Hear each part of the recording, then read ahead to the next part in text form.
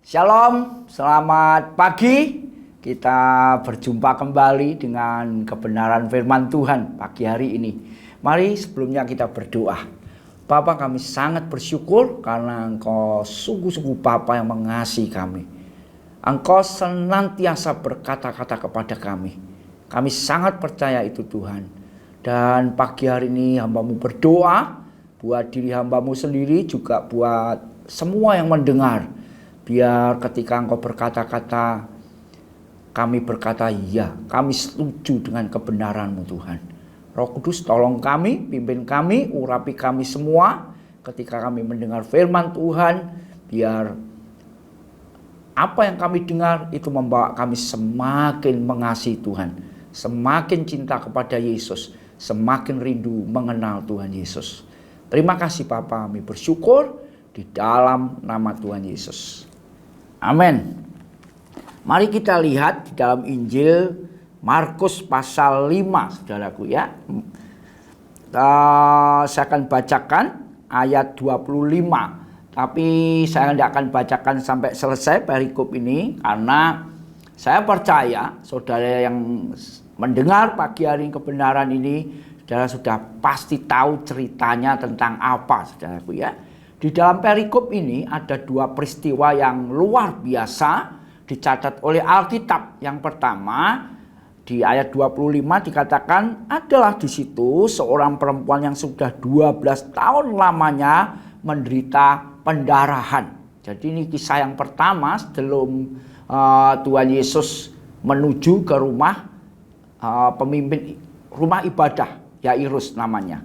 Jadi sebelum Tuhan Yesus pergi ke rumah Yairus, dia di perjalanan mengalami hal yang luar biasa, yaitu dia mendemonstrasikan kuasanya kepada satu orang perempuan yang 12 tahun pendarahan. Dan pagi hari ini biar kisah ini menjadi perenungan buat setiap saudara dan saya ya. Ayat 26 dikatakan, ia telah berulang-ulang diobati oleh berbagai tabib, sehingga telah dihabiskannya semua yang ada padanya. Namun sama sekali tidak ada faedahnya, malah sebaliknya keadaannya makin memburuk. Dia sudah mendengar. Wah, ini penting saudaraku ya, kata sudah mendengar berita-berita tentang Yesus.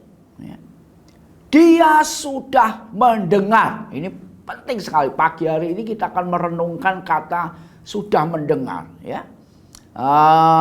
Sudah beberapa hari ini kita sudah mendengar semua berita tentang Natal ya. Kemudian sebentar lagi kita akan mendengar berita tentang Paskah ya. Ini penting. Sekali lagi saya mengatakan ini sangat penting bagaimana kita mendengar sebuah berita, saudaraku ya. Alkitab ini mengajar kepada kita ketika perempuan itu mendengar berita-berita tentang Yesus.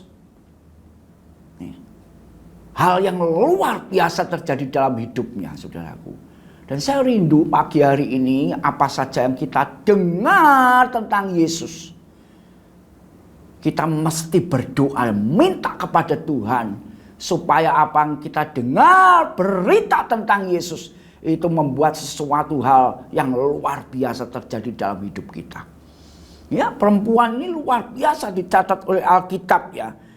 Saya bacakan lebih lanjut ayat 28.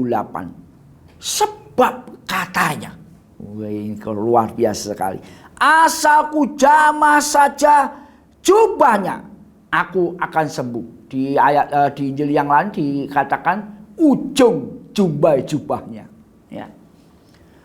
Jadi apa yang perempuan pendarahan 12 tahun ini dengar berita-berita tentang Yesus, itu menimbulkan satu hal yang luar biasa di dalam hatinya, yaitu dia sangat yakin, kalau aku ketemu Yesus dan aku menjamah ujung jubahnya saja, maka aku akan sembuh. Wah, ini keren banget saudaraku ya. Dan hari-hari ini saya berdoa untuk diri saya sendiri, saya berdoa untuk jemaat Tuhan. Supaya kita ini kalau mendengar berita tentang Yesus, membaca tentang Yesus, apapun juga pembicaraan yang tentang Yesus Tuhan, itu membuat hati kita ini menyala, gitu saudaraku ya. Ada satu hal yang menggugah hati kita, seperti perempuan ini. Dia pengen ketemu Yesus, hanya pengen menjamah ujung jubah-jubahnya. Dan pagi hari ini saya mau ngomong begini, kalau kita mendengar berita tentang Yesus dan di dalam hati kita ini, aku pengen memandang wajah Tuhan. Wah, ini pasti terjadi hal yang luar biasa dalam hidup kita, saudaraku. Ini doa saya hari-hari ini. Setiap orang yang percaya kepada Yesus dan mereka mendengarkan apa yang Tuhan Yesus katakan, itu menggugah hati kita supaya kita boleh memandang wajah Tuhan. Dan saya percaya ketika kita memandang wajah Tuhan, pasti terjadi hal yang luar biasa dalam hidup kita. Ini memang yang dibahas adalah kesembuhan pendarahan. Dan saya mau berdoa dan saya rindukan supaya sakit yang paling bahaya menurut saya adalah sakit rohani, saudaraku. Dan hari-hari ini, saudara, ketika mendengar firman Tuhan pagi hari ini, cek hidup kita masing-masing, ya. Ini gambaran, saudaraku ya, ketika wanita ini mendengar berita-berita tentang Yesus, dia berjuang untuk ketemu Yesus. Dan kalau saudara menilai hidup saudara masing-masing, saya juga ya, apakah berita-berita tentang Yesus itu menggugah kerinduan hatiku untuk ketemu Tuhan? Ya. Kalau ini hilang daripada kita, saudaraku ya, di kitab Wahyu ditulis untuk jemaat Efesus itu Tuhan ngomong, kalau kau kehilangan kasih mula-mula kau jatuh dalam. Kau jatuh sudah dalam, saudaraku. Hari-hari ini, sekali lagi saya sampaikan, kalau kita mendengar berita tentang Yesus, adakah itu menyalakan cintamu kepada Tuhan? Adakah itu menyalakan kerinduanmu untuk ketemu Tuhan? Wanita pendarahan ini, begitu dia mendengar berita tentang Yesus, ada kerinduan yang menyala-nyala untuk aku harus ketemu Tuhan. Dan kalau aku ketemu Tuhan, aku jamah ujung jubahnya saja, maka aku akan sembuh.